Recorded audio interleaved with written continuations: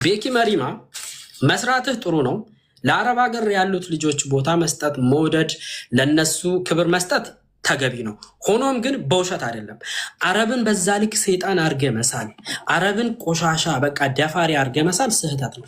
አረብ ማለት ልክ እንደ እናት ቤት የመጨረሻ ምርጫችን ነው። ለአበሾች ለኢትዮጵያኖች ግራ ሲገባን ነጥብ አልመጣልን ስል ስዞርብን ሂደን ችግራችንን የምናስታግስበት ቤተሰባችንን ቀና የምናረግበት ነው።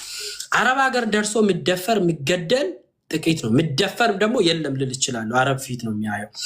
አንተ በሀበሻ ነው እንደዛ አይነት ጭካኔ ያለው። ሊቢያ ላይ ስደፈር የሚውለው እየተቀጠቀጠ በሃይላንድ እየተንጠለጠለበት ለቤተሰብ በቪዲዮ አሳይቶ ገንዘብ አስገባ የሚለው የራሳችን ዜጋ ጥቁር ሀበሻ ነው።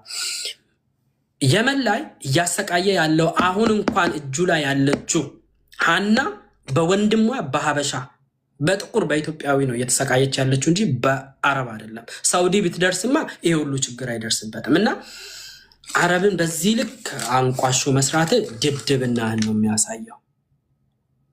ቴንኪዩ። ያንን ቪዲዮ አንሳ። በጣም ነው የሚደብረው። ያ ተተርጉሞ አረቦች ጋር ቢደርስ አስቡ።